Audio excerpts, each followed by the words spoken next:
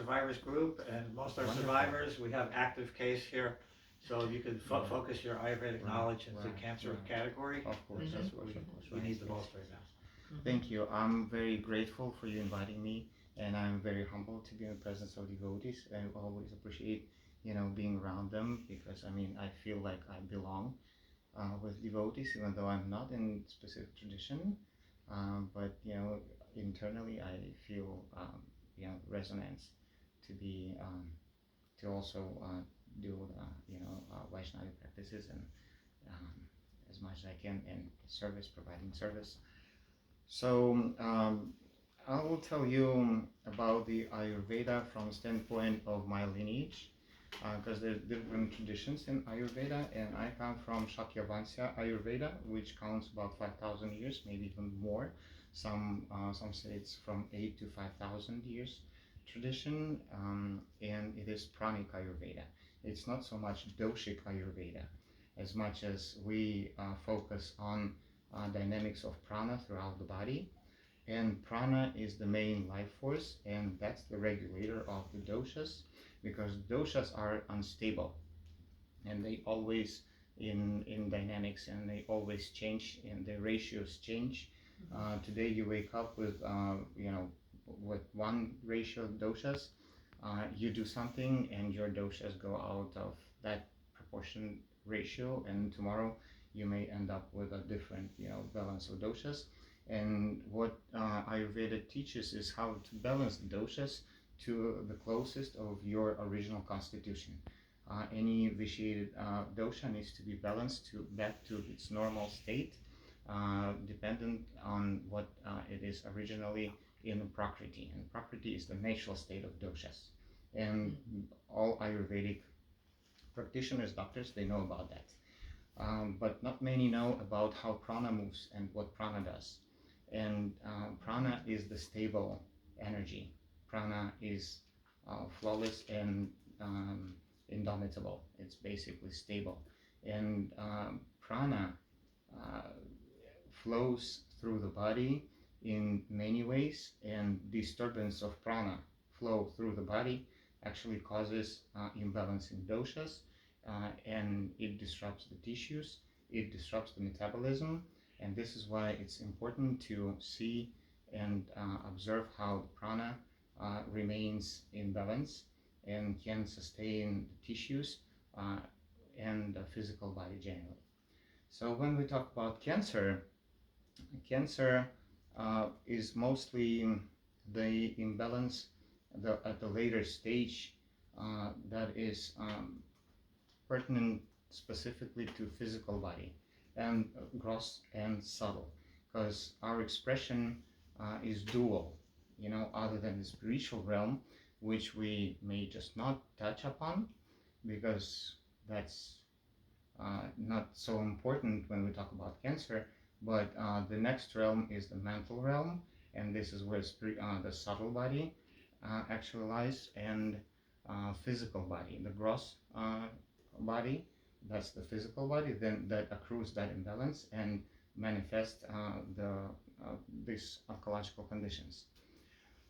So prana ignites chi. Prana actually is born out of magnetism between Prakriti and Purusha, and that is the female energy and male energy. So Prakriti in the state of Akash, which is the space, which is nothingness. So let's imagine nothingness, empty space, without any vibrations yet. It's this state we can call the night of Brahma, which has like no life is yet manifested. That happens after the day of Brahma. So we are in this Mahakalpas, and once this Mahakalpa is over, then we will go into the night of Brahma. So all the souls return to the source. Those souls that are lost, they will actually be dissolved and through the demonic vibrations. But then after the Mahakalpa, we go into the night of Brahma, and there is no vibrations. but then the vibration happens. How that vibration happens is the unmanifested energy of Prakriti, female energy, starts pulling or attracting the male energy, Purusha. And then Purusha produces the vibration. It actually yields and starts entering Prakriti, and this initial primordial vibration is prana. It's basically, we can see it in the nature as the magnetic fields formation of magnetic fields. This is the first initial vibration that starts traveling and intensifies. It intensifies until the point where the force of resistance overflows the force of expansion, and at that point friction happens. When friction happens, we see spark, the light is born. And even in physics, if you were to look at the theory of Big Bang, the light appeared 300,000 years after the first initial vibration. And this is very consistent with how the Vedic knowledge unveils. And it said that the light is not the first being in the universe. The first is the prana, is the magnetism, and that is the spiritual realm. This is the spiritual realm. And then once the light appears, we're witnessing the creation of Brahma Loka. So Brahma is born out of, so Brahma, he is the son of Vishnu, basically, right? And he is the light, he is the spark, he is the light of knowledge, he is the universal light. And that light, the initial light, as we see it in the lightning, basically, this is, the vortex of thunder, this is the magnetic field forming, and the next manifestation is the lightning. Lightning is the wave when these forces are exceeding each other and creating this friction that bears the lightning. And this is Brahma Loka's birth, from which the chi is born. So basically this is the chi particle. So prana bears chi at the point of friction. And then the chi, that is the birth of the mental body. So this is the mental realm, or this is our physical universe now, and Brahma is the master of it. So in the physical universe, Brahma is the master, and he is the light. And the first initial light, which is bright, very bright, and it's cool. The property of the qualities of chi is cool and bright. And from that light, then it transcends. It starts emanating down through the spectrum. All right, and the spectrum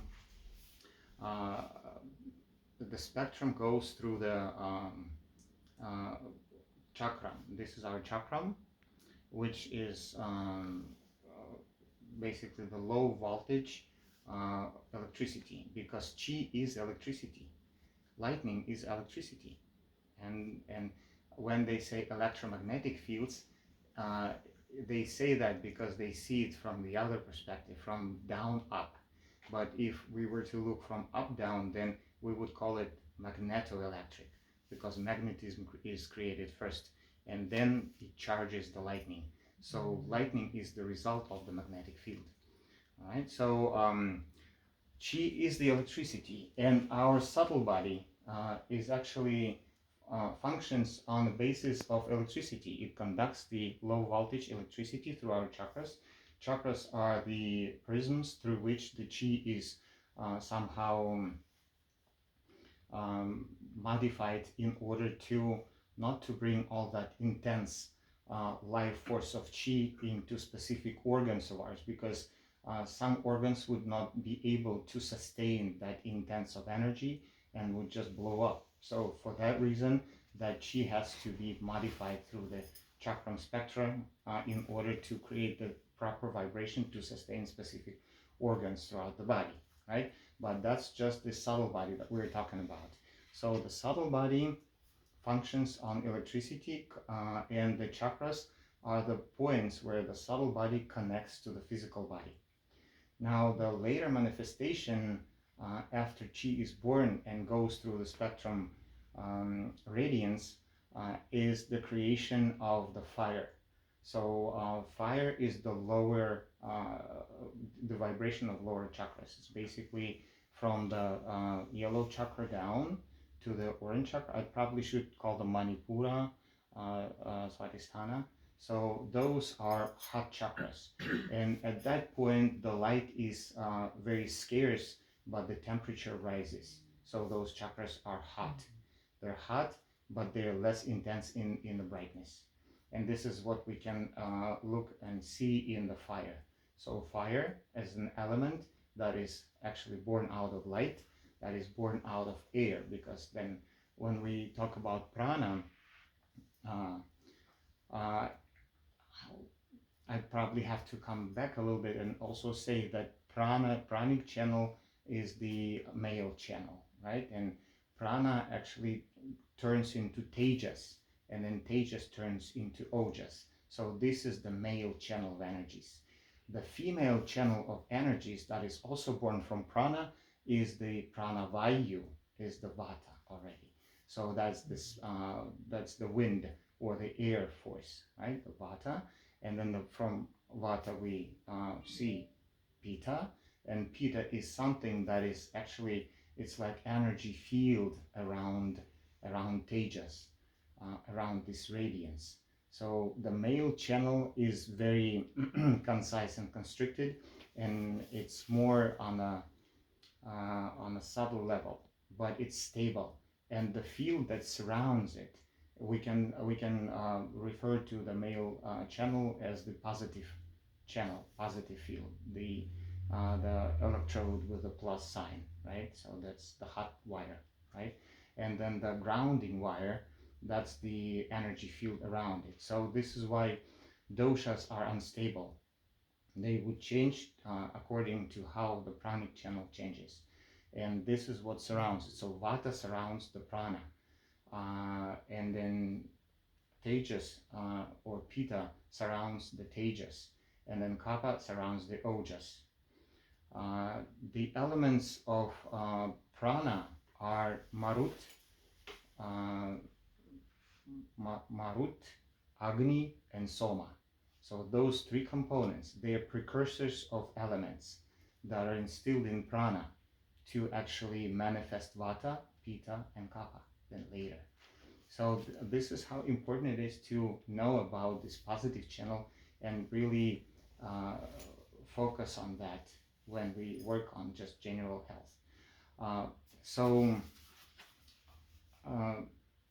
well, then elements from Pitta actually is the entire spectrum, and this is how it's referred in Ayurveda, the entire spectrum of fire, all the way from light to cindering flames. Right? So this is Pitta realm. When Pitta is turning for creating next element, which is water, it does so through the flowing qualities, through the oils. So oil is the later manifestation of pitta, basically, and the flowing qualities of pitta actually come from oil, not so much from water. This is how, this is how I see this, because pitta is said to consist of two elements, water and fire, but there is another which is not the element as to how we see them, but it's also like a medium that acts between the fire and water, is the oil.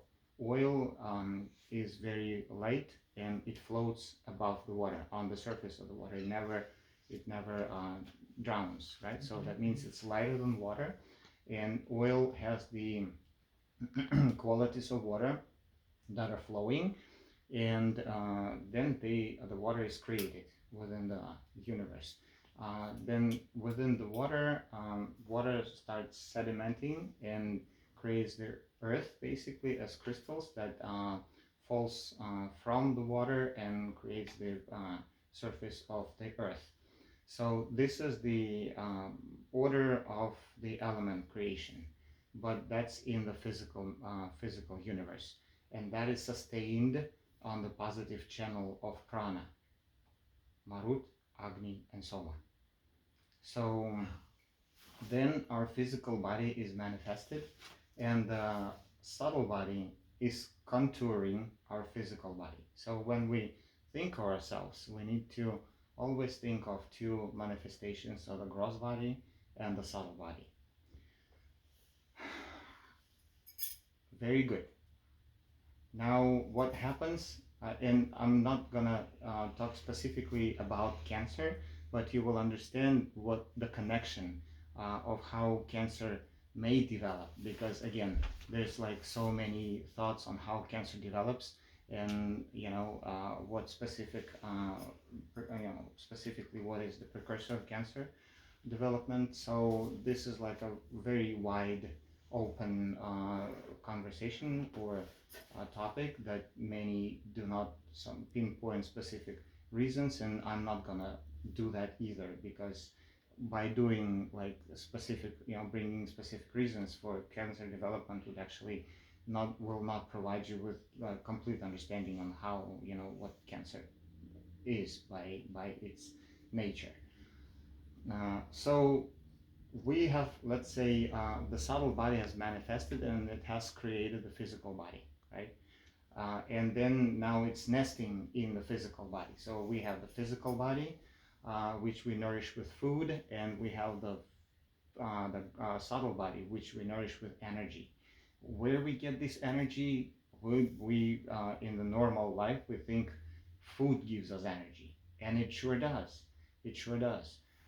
But is it the only source of energy that we can basically accrue our energy from?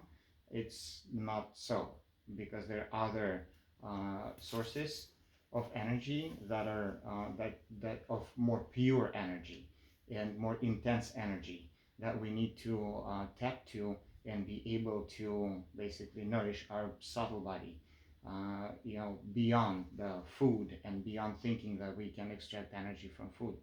So, but since we are not aware of other sources of energy and we're not utilizing them, we're just living our life in the normal way, the way that our parents and society taught us, and we just don't give big consideration, thinking that this is the only way that we live, and we get nourishment from nutrients from our food as well as the energy, as they count the energy in calories, and we think this is our energy, right? And we are taught so. However, the body functions on can function in different type of metabolism.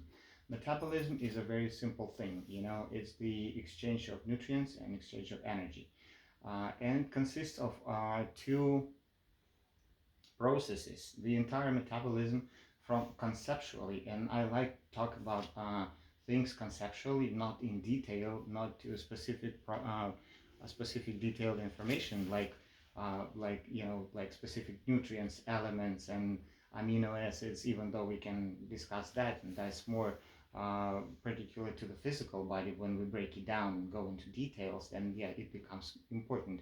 But without the conceptual understanding of how the body functions and what the physiology of the body and the physiology of the subtle body and how the subtle body actually functions within our gross body, this actually loses any sense, thinking of minerals and thinking of specific nutrients, enzymes and everything else. But when you understand conceptually how the physiology happens from the perspective of energy, because right now we're only thinking of physiology just like in one plane, in a very simple plane, how they provide that to us through the medical system, thinking that our gross body is basically that's it. There's nothing else, but just the parts of the gross body and the way it functions. But when we look at it from the standpoint of energophysiology or from the subtle body, then we understand it's not so. It's not very much as it is articulated, and that's why any effort of ours to treat some condition or try to heal would may actually be in vain. And this is what, as Mahesh Prabhu just mentioned, many people, they maybe by circumstances they are forced to go on this quest looking for ways to balance themselves and get rid of this condition, and they uh, find a lot of underwater stones, and through their practice, through their scientific, let's say, or not scientific, I'd say, it would actually be like just like the trial and error, like Speculation, speculative yes, principle. something that you may think that you're doing scientifically, or try to, based on some research through the books and through lectures. um, and this is the individual path of any individual who is facing this reality and needs to now find the solution for their being. This is the path, and on the other hand, these conditions, they are the helpers for the persons to embark on this journey of research and start understanding self more than they did before, probably because their attention was pulled in the external world, and they were paying more attention to what happens around them uh, versus what happens within, and understanding self uh, versus, understanding what's going on, like in a neighbor's house, something like that. So metabolism is a very simple thing. It consists of two processes, conceptually. It is a process of assimilation, where we intake the nutrients and they assimilate and they become part of us and they start functioning within the systems. And then elimination. Elimination is the way that the waste products, the products of metabolism, need to actually exit our body and dissolve in the external nature. So this is a passive process. Elimination is a passive process, whereas assimilation is the active process. When we eat and when we consume nutrients, we're actually pushing them. We're creating this wave of nutrients assimilation into our tissues. Even the lung, the respiratory tree actually helps that, and digestive power actually does that. So it, like, all the systems are focused on active assimilation of nutrients. However, elimination is a passive process. It happens like inertively. The toxins are like moved by lymphatic system, let's say from the tissues, and that is done through the it is supported through the muscle strength or the muscle tension. When we tense the muscle and exercise, we push the toxins within the lymphatic system and out. So our gross body consists of tissues, and this is something important to understand. It's more important than understanding the systems. There are systems: digestive system, cardiovascular system, for example, urinary system, right? We know about them, and this is what allopathic doctors are focused on. They do the treatments by the systems. However, we know less about tissues, but it is the tissues that are responsible for retention of toxins and for any conditions that arise from that. So the tissues actually retain toxins, the metabolic waste toxins that cannot eliminate due to the blockages of the elimination pathways. So how that happens? Throughout the lifespan of an individual who is not very considerate of the purity of the body and do not practice this cleanse and detox on a regular basis, as it is prescribed in basically any tradition. Like in spring we need to follow the Lent, right? We need to do the fasting some sort. We need to reduce our intake, like even on Kaddishi we need to remove some of the heavier products and be be fasting for some time, or be like considerate of what we eat in small amounts. And so people just don't practice that anymore. So what it leads to is that leads to the blockages of the elimination pathways.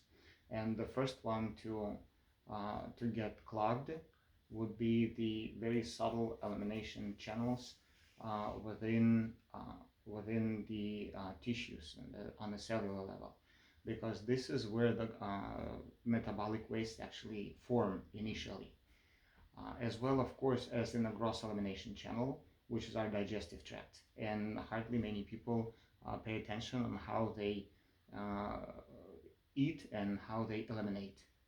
And this is important to keep the elimination tract open and patent.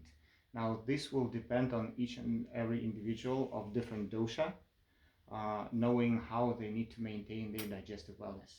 Because Vata dosha has to maintain it in a different regimen than, let's say, Kapha dosha. Of course, there would be different routines, different lifestyle, for different doshas, in order to maintain the patency of the digestive tract, which is the most important one. And what happens as time goes on is that we accumulate this gunk and sludge within our system, starting from, like I said, the cellular level, where, if we don't exercise and we don't actively push the lymphatic circulation, then the stagnation of this metabolic waste product happens within the tissues. And if we do not eat in a mindful way, then the gross channel, which is digestive tract, gets clogged as well, starting from large intestine, the small intestine, and stomach, of course.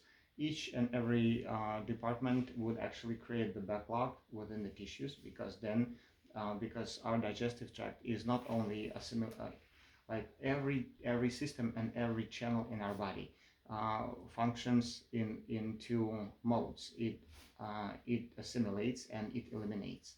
We assimilate through our digestive tract, as well as we eliminate through the digestive tract.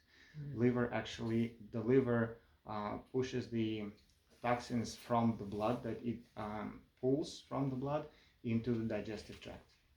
So, Sorry, I have to do it. All right. You'll tell me the rest of it. Thank you. We'll have the recording. Oh, okay, thank you. Or you put it on WhatsApp. Yeah. Okay.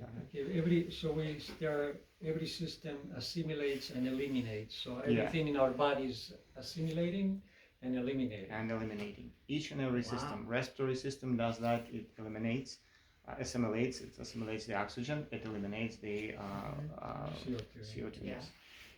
The same way, like the kidneys do too, and they reuptake some nutrients. You've heard of reuptake, how the systems reuptake some nutrients, and this is the way that they, the urinary system is thought of more so that is elimination channel, but it can reabsorb some nutrients too, because through the kidneys, the reuptake of some nutrients happens as well. Sorry to interrupt. Please but I'm ask just me questions, wondering- because this will navigate me in the right way. Yeah, knowing I'm just what to say. wondering, so like, if the kidneys, is the kidney considered a system or an Yes. organ? It's a, It is considered to be an organ, but it's very subtle and very porous organ, very gentle, but it is an organ, yes. yeah, so if you're, Urinary so it system. has absorption and elimination? It has the way of reuptaking some nutrients, yes. So when the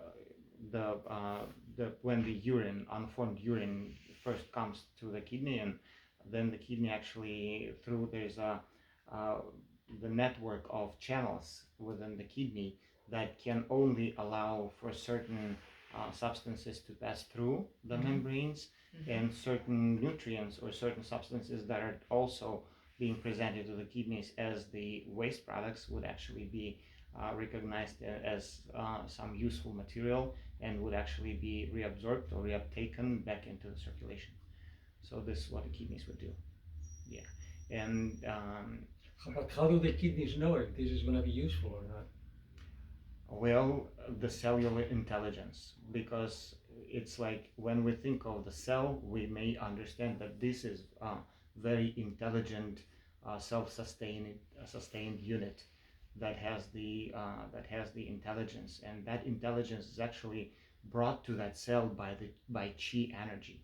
Chi and Brahma. Brahma is uh, he's the holder of Vedas, right? So all the knowledge in his hands, and when he pushes the chi into the distal parts of our body, into the cells, and the chi retains the cell retains the chi energy, then it unpacks the whole knowledge that needs to be followed by that cell in order to know what is good or what is not. So basically, we can say that there are entities, like very tiny entities, that have the intelligence that work within the cell of our body. And So isn't there's so isn't many that what jivas. cancer is about? That the cells are lacking in the intelligence or lacking in the Yes, information? they're lacking in intelligence because of the blockage of the chi. Chi is not entering because, and this is, yes, we are getting into the subtle body now and how it's connected to the physical body. Because once the system is blocked, then the nadis are blocked too, and that actually prevents the chi entering that tissue, that part of the system or organ, in order to provide that very needed life energy, including the intelligence, because that holds the intelligence. Chi holds the intelligence uh, for everybody, for me at my scale, and for every jiva in my body, in order to function on that intelligent level. And I need to, let's say, I wish and I strive to conduct chi as much as possible within my body. And I need to tap into the source of chi somehow. But chi it follows prana. So basically, I'm looking for the sources of prana. If I'm able to source prana from the external environment, and I train my body to convert prana into chi, I'm doing great. This is my purpose. This is my goal. So you cannot, because um, the life particle, the chi particle, externally probably may not assimilate into your body. But first you need to get prana, and then you convert it there to chi. So when we talk about qigong or chi practice, we're basically attracting prana and converting it into chi in our body. For example, our sun is also a chi particle. It's a particle of chi. It's like one spark flying through our galaxy. It's like when you have, for example, fire, and then you just shake the branch that with the fire, you see all those little sparks, right? So imagine this is like our sun, moving through space, and that would be surrounded with its own system, in its sphere, and that would actually hold some intelligence there too. But that is very short-lived, and we just witnessed the birth of that little particle of chi that actually is replicating at a smaller scale, replicating the whole universe, because each and every little particle is the replication of the universe. It holds all the energies of the universe, basically, and but at a smaller scale, and we're witnessing how it like so quickly born and so quickly dies out. And so are we are just like a moment on the cosmic scale. We're so quick in the cosmic scale, we don't even know that how quick we are just like those sparks that we observe in the fire that we make. So now you're saying that if we can take pure prana into our system and transform it into chi, then there wouldn't be any problems no health problems, because Yes, there wouldn't be. no health problem in our physical body. In our subtle body, which is also physical, our subtle body, the mental body, is considered the physical part. The only spiritual part is, let's say, our spirit, which lies beyond chi, beyond prana. And this is the true liberation. This is where I would think, and that this is where this is where the Krishna Loka is, right there. Before Brahma Loka. So once the Brahma Loka appears, the physical manifestation appears, and this is our subtle body. So Brahma is the master of our subtle body, our mental body. And why it's mental? Because it's all about intelligence. Our mind, our subconsciousness, our higher consciousness expression, our buddhi mind.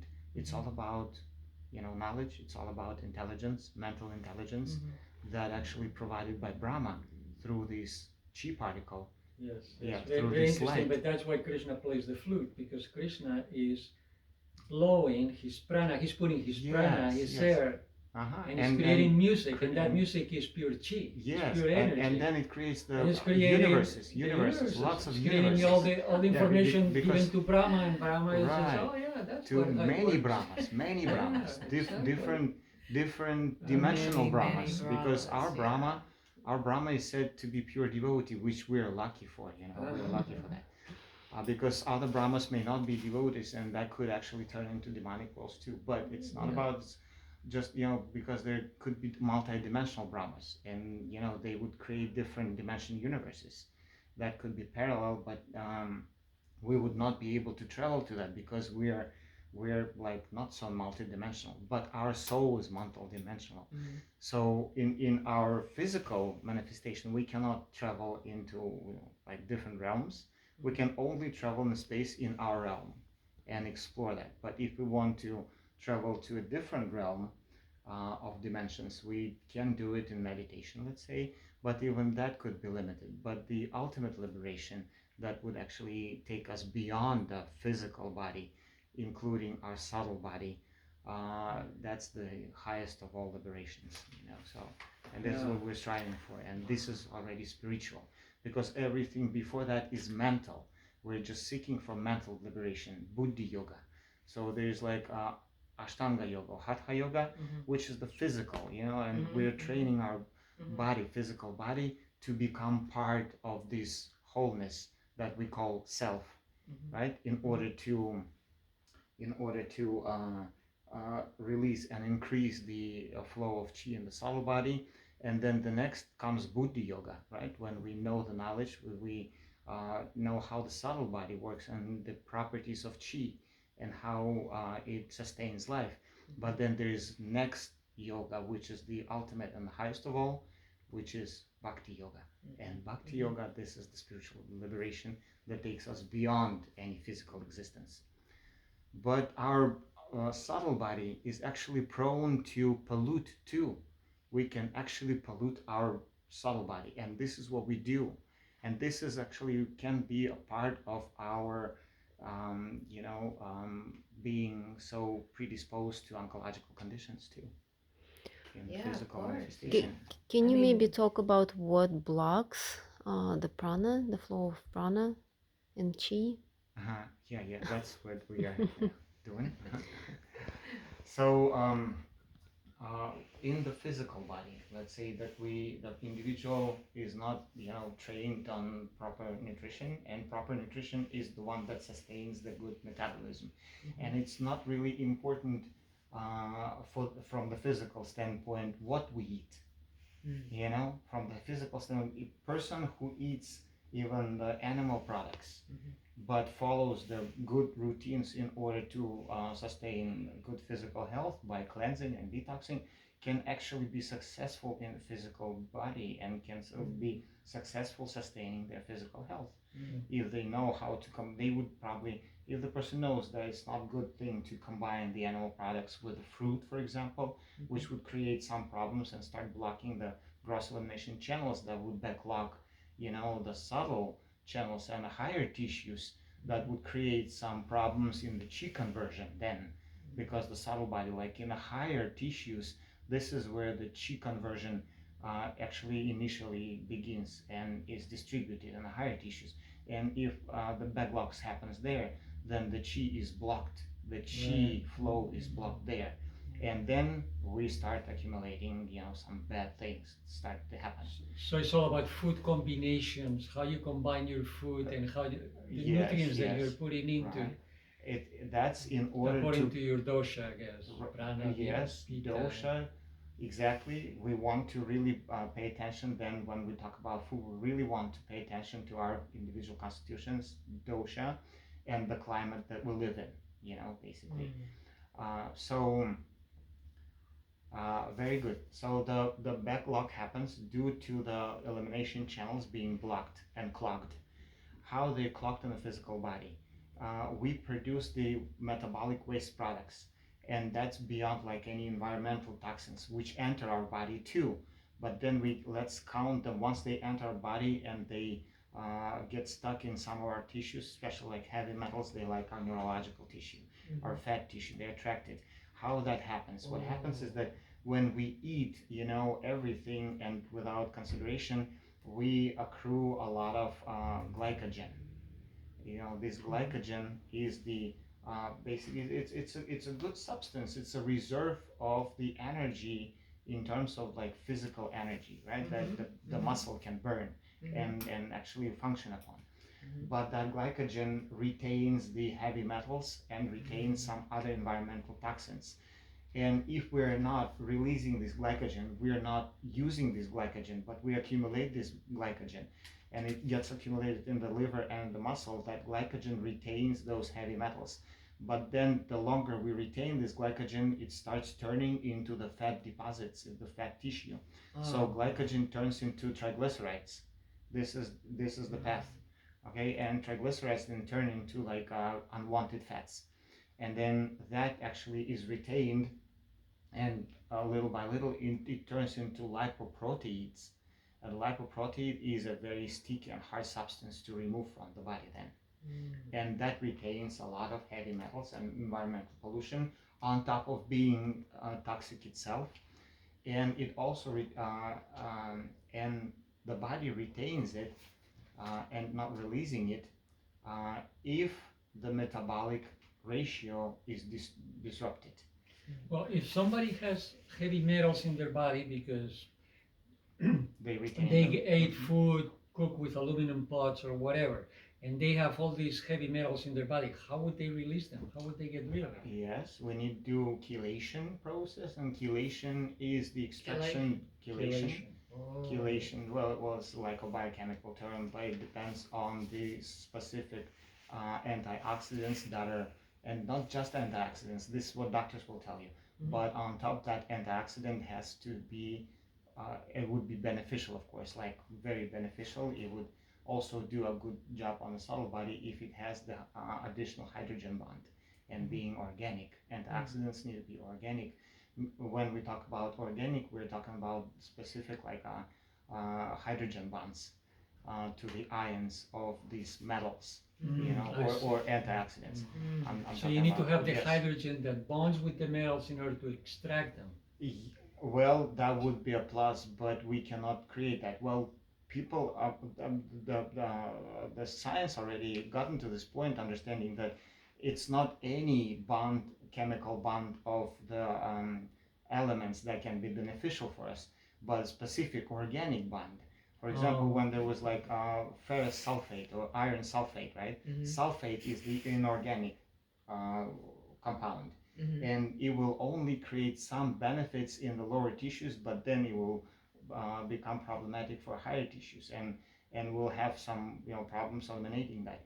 But then they came up with ascorbates or picolinates, and acetates. Those are organic bonds, and now what they're saying, like smarter doctors, they say that if you take your vitamins or minerals, they need to be specific organic compounds, not just like sulfates or phosphatates.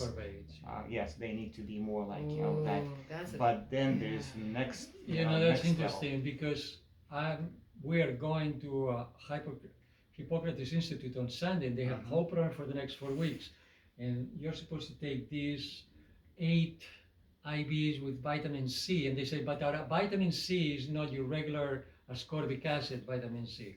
We are actually gonna IV real vitamin C from the living one, from the real organic products. Yes, and in most companies and most products in health food store, you have to really search hard and high and low Because, to yes. find. And in the natural hospitals, vitamin C.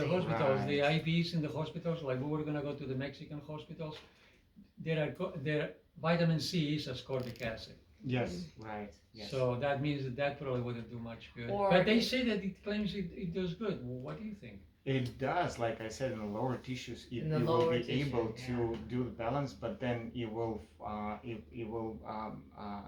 sediment as a crystal, and that crystal will not be able to travel to the higher assimilation pathways, because the higher the nutrient has to travel, the more the subtle it has to become, the more Yeah. subtle it has to become, Mm. because the higher tissues would not allow for anything to come through. So you mean it would Because create there's other like- problems? And that will create a problem and will not be beneficial to the higher tissue, depending on what the objective is. For example, if we have certain problems in the lower tissues, right, in the blood, in the muscle, and in the fat, then like myomas, we can do some good with like maybe not specifically organic compounds, but it can still produce some effect. But if we're talking about the bone, the neurological tissue, and so on, and just in general, I think this is good practice, natural practice, to not take inorganic substances, but always go with organic, because that will create benefits on all tissues throughout. So are you saying for neurological condition, it's not good to take London City Roberts, first inorganic? address. Yes, Inorganic. Oh, sorry, Especially- especially we are for in a meeting neurological right now, tissue, very, yeah. very important meeting. Because, I'll like, have to call you taking back in some a few minutes. inorganic compounds Right. for the benefits of neurological tissue. Let's say if there is like it could be a tumor in the nervous tissue, right? And yeah, like brain tumor. Mhm. So that may not just do anything at all. Mm. That like ascorbic acid just will not produce Mm. effect at all. Mm. But like something which is like like some lipomas, it can help in lipomas, which is like the fat neoplasms. May not be malignant though, but you Yeah. can actually work on that. But even that, for example, there's another example, and this is very kind of very bright example. When in order to reduce the acidity in the stomach, right? They like prescribe some like calcium in like Tums. Yeah, Tums.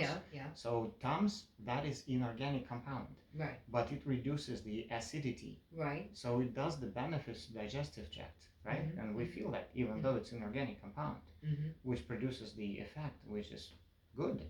But then what happens is that it sediments as crystals that actually absorbed, and with this inorganic calcium mixed with lipoproteins or like LDLs within the blood Mhm, circulation, calcification in the vessels is being created. Oh That's my the God. plaques. This inorganic calcium that is floating in our bloodstream will Right. create the further problems by being like a concrete within the plaque of the blood vessel. So it can be beneficial to the acidity in the stomach, but then it will adapt to the plaque Create formation other within the problems, within the arterial branch. Yeah. So within arterial walls. So This is why we have to be very, very careful with all the supplements that we take, making sure that yes. they are of organic nature, Right. Yeah. not But then The synthetic. there's supplements another I'm taking, level. they claim they are liposomics. Is that would be within natural ingredients? Liposomics? Liposomal Liposomal, yeah. liposomal supplements. Mhm. Liposomal supplements, like curcumin, things like that. They say liposomal. Liposomal. Right. Well, this is something that breaks down the fat tissue, and this just specific energy that does that. That actually breaks down fats, and it's the special effects of some herbs. But yeah, liposomal is a good trend. We want to do that because we want to release as much fat through the body as possible, because fat tissue is the sump for it's like a sump for toxins, basically, because it is inertive tissue. The toxins get accumulated in the inertive tissue, specifically in the fat tissue and in the connective tissue, and we see that through arthritis, Of course, yeah. And this is where they actually get retained the salts of heavy metals and the crystals of some inorganic salts and compounds, they get retained in those tissues, and they start producing some bad effects to our health. So, and also what I wanted to mention here is that in our daily life, what can cause those crystals, right, and the sediment, the sand and stones in our body, simple things like cooked greens, they would turn into crystal sand and stones in our body. yeah. Then Greens. cooked greens, yes, would do that. Yes, because they turn from organic into inorganic form. Because we have like green leafy vegetables, they are rich with calcium and magnesium, right? And then, but the structure of these elements within the living leaf is different because that has the hydrogen bond, and it's an open chelated form. It's like iron, traveling like an iron. Then once we cook it, we basically deprive that element from this hydrogen bond, and it becomes inorganic. And then it poses the danger as forming I got the it. stones. Then and table so- salt Yeah. has the same effect. When we consume Pretty much. salt, like rock salt, it doesn't, it's not assimilated by the body. It's still sand and stones inside. But sodium is easier to actually expel through the body, but some modified sodium salts would actually be the reason for gout. So and see, like many people would say and know that they have some degree of stone formation in their body. Whether it's like kidney stones, whether it's like liver stones, whether it's like gout, or it's just a calcification in the arterial calcification. And I've seen this calcified Arthritis too. I've Yes. seen this calcified arteries. The surgery, it's impossible to do anything. It's like so hard. It's like a concrete. Oh my god. Yeah, it can break the scalpel, of the surgeon. And, yeah, Even vegetarians and stretches. vegans have those conditions. Yes. Really? I mean, Oh of my course. Yes. gosh. So that's Unbelievable. Wow. and to a certain degree we do retain that, and this in consideration how it's mixed with the mucus, because mucus is also a big problem, and mucus is a form of glycoprotein, which is also like, see, our body actually creates these compounds in order to move them out, and this is why we know the mucin and certain enzymes that actually are secreted in order to wrap around the toxic compounds in order to expel them. And they do that, but if our elimination channels are still blocked, then the body will retain them. Yeah. And we will accrue more mucus, and that will harden and become like a very hard glycoprotein.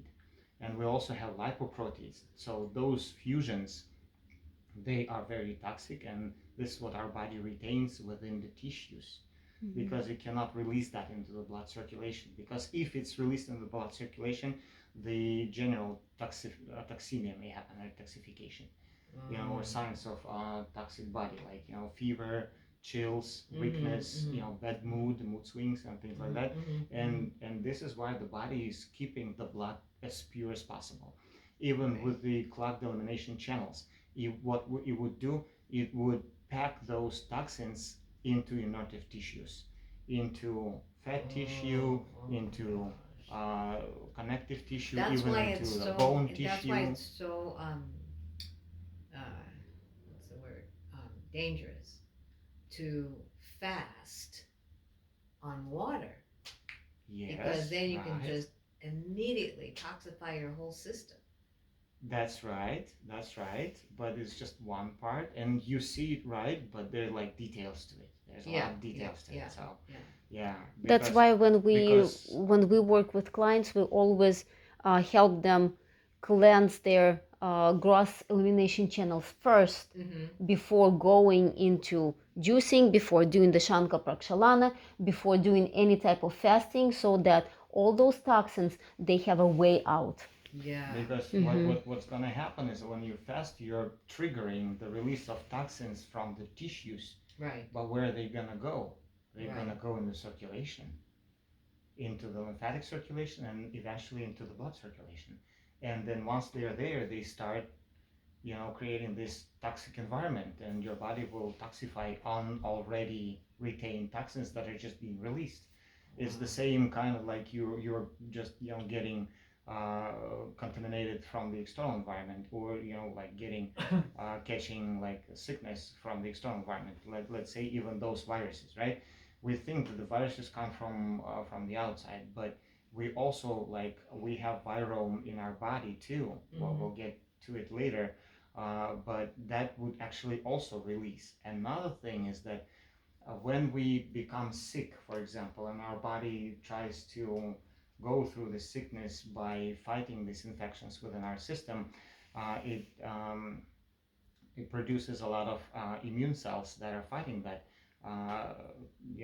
infection, which is basically just like a antigen antibody reaction, right? So we have the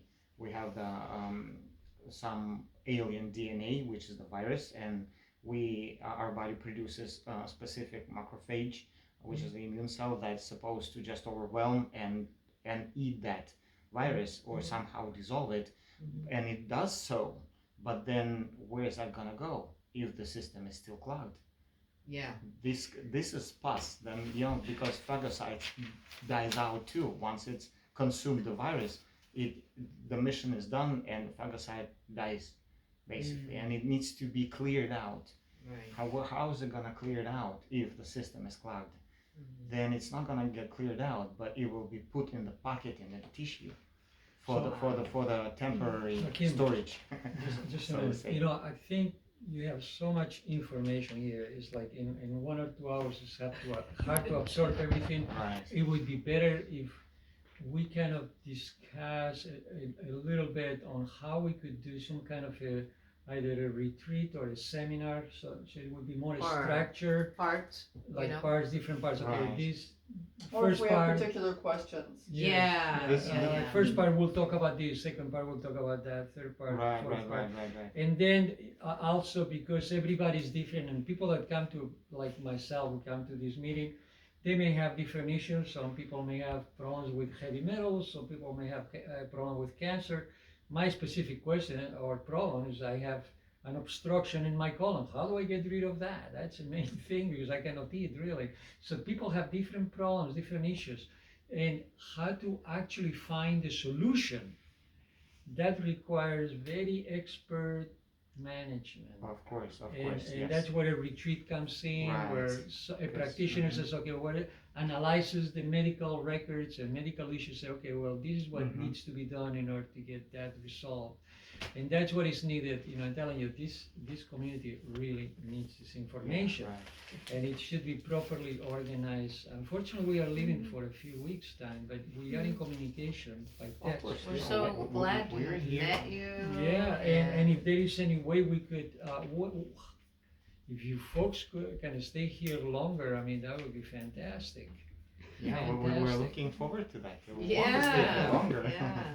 Yeah, Or also, as long But, as um, we can. Great Before opportunity. we sing, We if I want can to live ask one here, last actually. question. no, we are not leaving yet, but in a I few just minutes. want to ask one question. Mhm.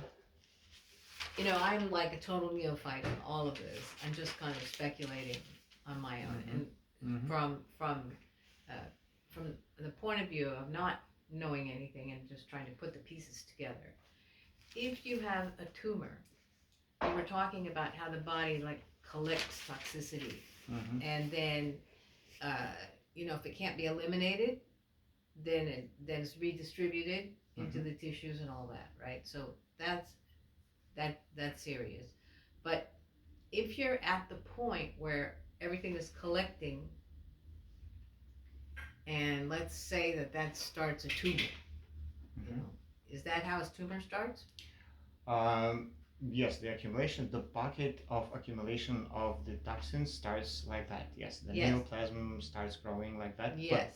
But then when we talk about malignization of the process, that is another layer of not toxins, but opportunistic infections that may come in. Because what happens is that this accumulation of toxic substance, metabolic waste in our body is very attractive to the microorganisms, especially to fungi. Yeah. Because fungi function is to decay the Right. organic matter and return it back to earth. Right. Right? So Right. molds come in. Yes. Once the mold comes in and gets inside that neoplasm, it may start the malignization process. Yeah. And this actually, this is particular to about 90% of oncological cases as they study now. So about 90% of oncological cases are said to be caused by the fungi, fungal infection, Right. which is the mold, which makes total sense. And then from that, once they enter and they become like, very comfortable within that tumor, then they start grow mycelium. If you were to see how the fungi grows mycelium, this is like a very complex network, and they actually spread throughout the body. Oh. And finding other pockets of metabolic waste through the body. And if we have one pocket, that means we have a lot. That means we do have some other places with pockets too. Oh. So, And it's a very strong intelligent system. And fungi or fungi, it's not, it's like it's an organism between the plant kingdom and the animal kingdom. So it's a completely different from plants and completely different from animals. It's like that that very specific, very like on its own type of entity. Wow.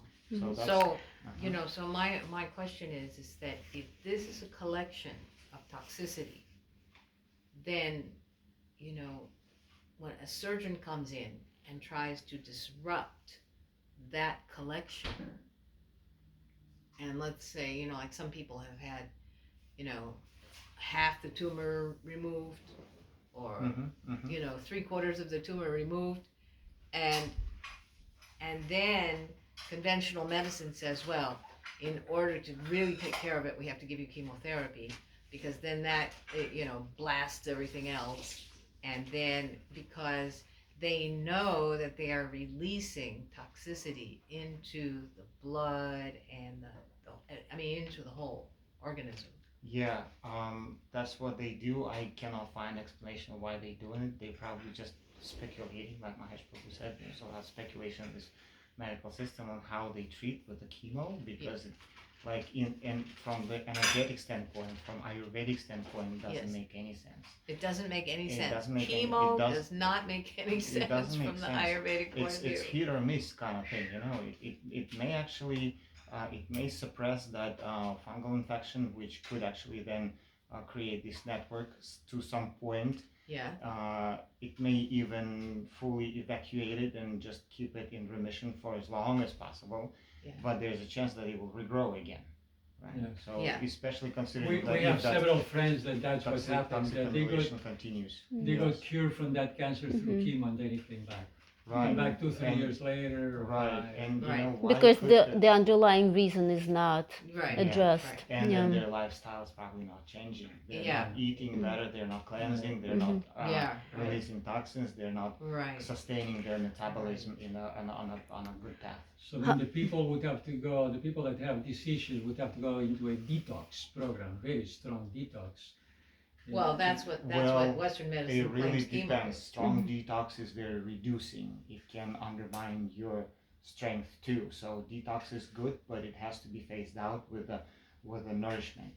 So because detox is reduction of the tissue, is like, because once we are losing toxins, we are losing our strength too. Yeah. Because the body is so concentrated in working on this internally, Yeah. and then it needs the support.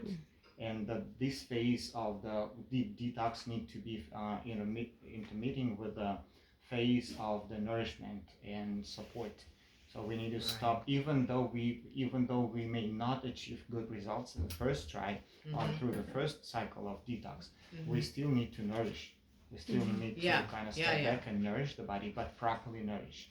Right. Nourish it with those substances that would not create something that actually aids the cancer spread, or the toxic accumulation.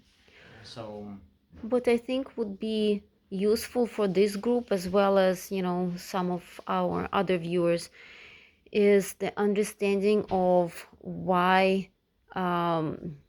people with Vata constitution, why their toxins are very hard and what to do about it, Yeah. how to soften them, maybe, generally speaking. of course, right. Well, and I think I already mentioned that in our conversation earlier, that Vata, we need to understand energies and doshas according to to their qualities. So qualities are attributes of energies. When we talk about Vata, it's not only enough to think of the air moving, moving air and how it moves through our body, like even imagining that, but through the qualities, what qualities it brings when it's circulating. So the Vata is very it has it has many qualities and has different qualities in different tissues too.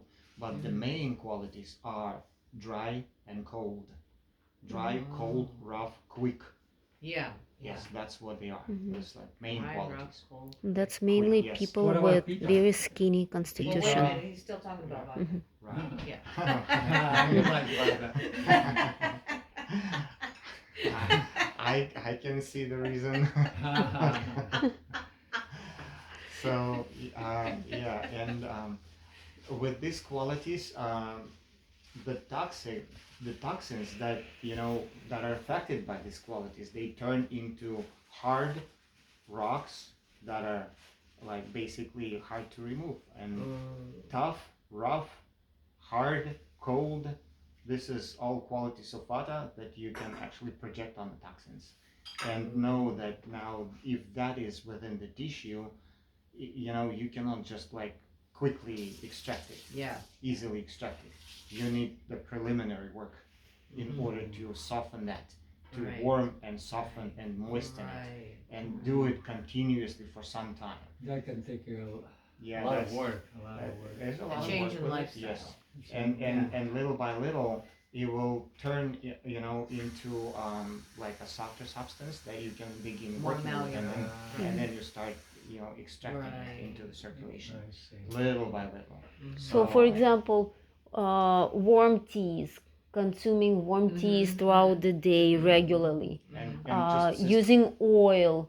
So all these things would help to, like wearing warm clothes. So all of these things would gradually help to soften the hard So toxin here accumulation. we But, can you go know, with the protocols of standard Ayurveda, how they manage the dosha.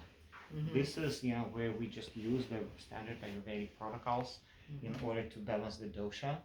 But the nutrition at this point should be a little different from what the standard Ayurveda is actually in place. It has to it should be it should not have some compounds that actually can like carbohydrates, like rice for example. That's not it's not a good thing for Vata dosha to go through this process. However, however, standard Ayurvedic practitioners, they view only the physical manifestation of Vata, which calls for like heavy nourishment. This is what it's taught in schools, that when we see the Vata imbalance, then we want to substantial nourishment, Right. which is just not very appropriate. And well, in some conditions it could be, but when we talk about cancer, that would not be the right way to go, because that again, because there's specific compounds in the rice that can turn into the glycoproteins that actually can add to the toxic formation and not clear out the elimination pathways. So that's like particularity of these conditions. So everything is very particular. It belongs to everybody's different, and you would have to analyze practically everybody's lifestyle in order to get the right answer to the problem. Wow. There is a saying that there is nothing more individual than the art and science of detoxing. because Oh, it's really? because it's so particular it- to each individual. But you know, you can It, see, it like in becomes some, very individual once we pass like the basic tissues, but there's like some general pillars of this process that can be practiced like basically by any dosha in the beginning also. Yeah. Yes, your question, please. well, I mean, I was just trying to think of, you know, different personalities that I know that are, you know, they're natural, like Vata personalities have a natural inclination to want to dress warmly, to want to drink warm tea, to want to do things that counteract the cold and the rough and you know the Right. qualities of, Yes. of Vata. Right. And so, but then it's kind of hard to explain, you know, like what are addictions that keep the Vata out of balance. And that too, because any doshic imbalance actually drives itself and it wants to aggressively grow. Any element that gets out of balance wants to grow and it starts attracting like and it wants to grow. Like Vata imbalance will want the Vata because like people who like Vata type people who start feeling very light, they don't want to eat, and Vata doesn't want to eat. But this is not good for Vata. I mean, because it's continuing balancing it, and they are not really like water, but they need water, right? They don't want to drink, but they need to drink. And the same Pitta, especially Pitta, when Pitta gets aggressive, it just drives its way, you know, and it's like doesn't see anything. It wants everything that actually vitiates it more and more. So Pitta is more connected to fire. Yeah, that's the fire. Yeah, like you know, the fire people, they like spicy food. They like you know, like they want to be leaders. They want some type of that behavior. You know, they want to tell people what to do, and then they want to vitiate.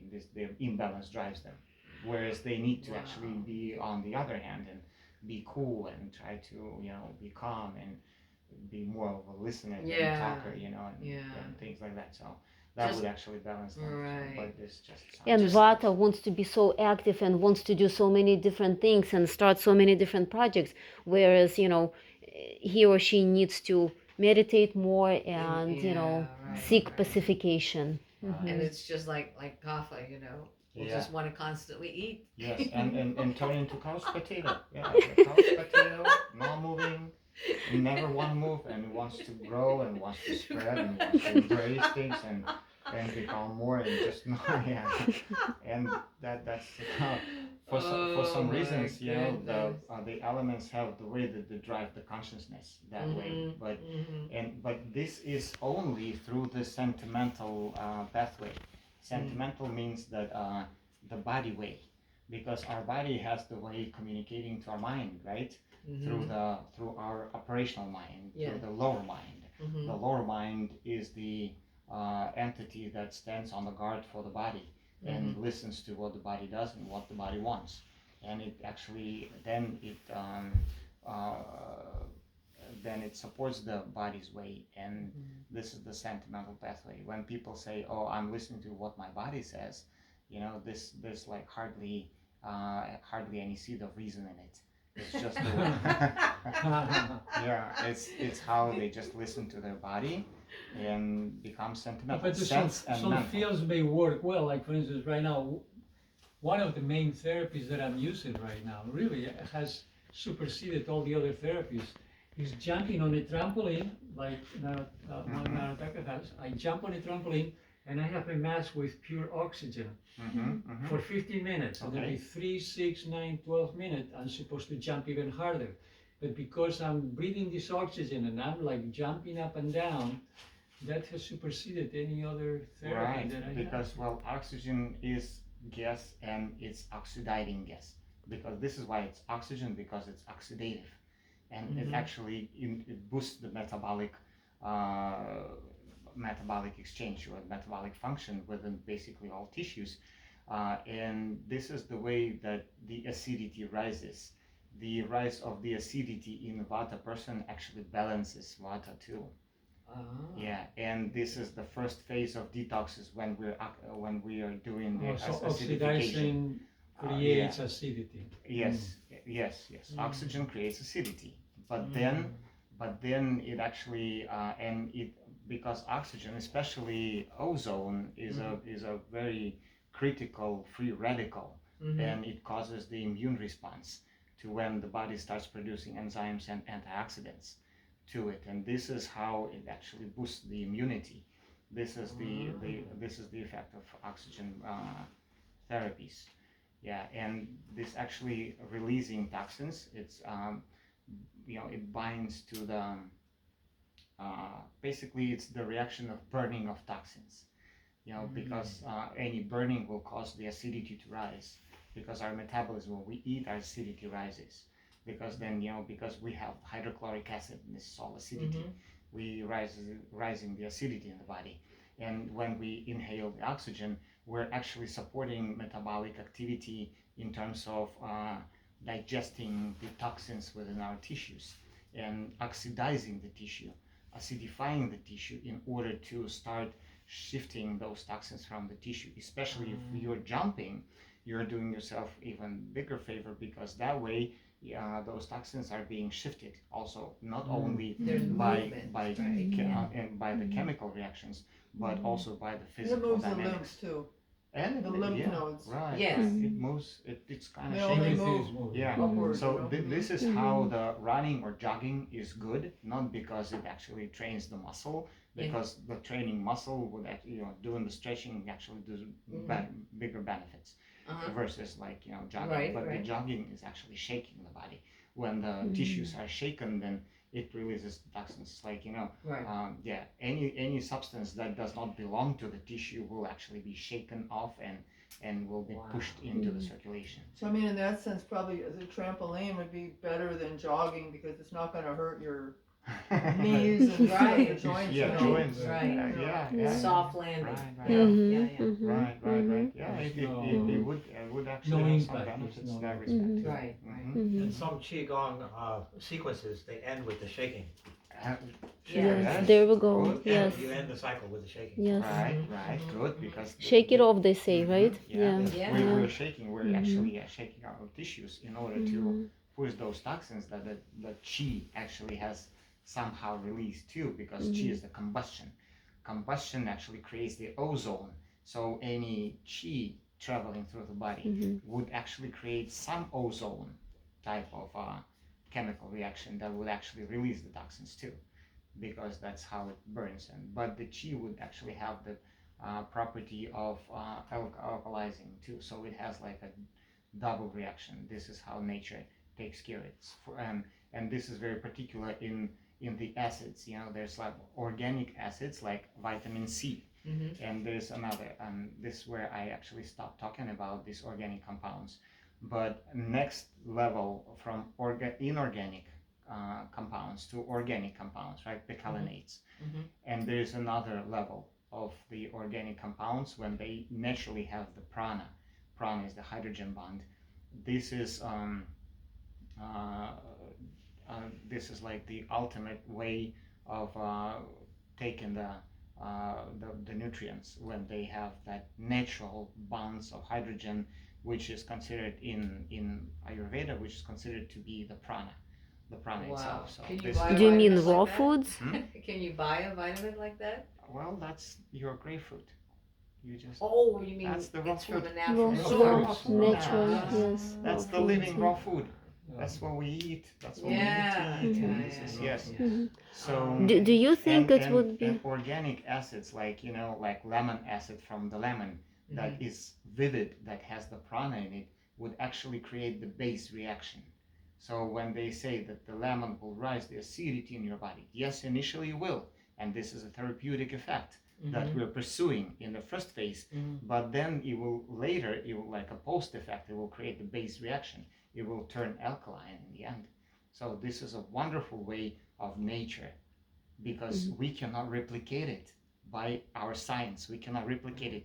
We've come as far as understanding organic compounds. Yes, that should actually not be, that should have like more ionic bonds, but we have not figured out how to make it living yet. And this is the key. That's the key. Right. And we just That sounds so elusive. creating life. Which is, They've been trying to do it. fantastic. You really gotta get here. We say life comes from life. Yes, You can't exactly. make it Yes. from Right. matter. We gotta get moving here with our quest. All But right. I was wondering how we can continue our conversations here. You don't know how long you're gonna be here?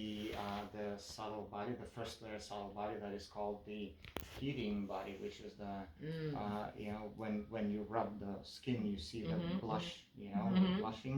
This is the effect that we want to do. That actually boosts the skin immunity and just generally does a great impact on the entire. Is this kind of the same as brushing? Some people brush. Well, brushing is for kapas. Yeah, that's like Yeah. a very harsh. Yeah, and, that's been very beneficial for me. The dry brush. Yes, dry massage brush is and for sauna. for But different constitutions. similar or It is similar. It is similar. Yes, the outcome is the same, or the purpose that we're doing it for is the same. And also it kills or get rid of some of the Exfoliation, some of the old Exfoliating skin and yes, dead, right. dead cells and all that. Right. And it helps your also- skin breathe, Yes. so that And Yeah. any time that you drink water, make sure that it's also warm and just sipping Warm just water. sipping warm water throughout the day from the flask, Mm-hmm. And the best way is the distilled or reverse osmosis filtered water.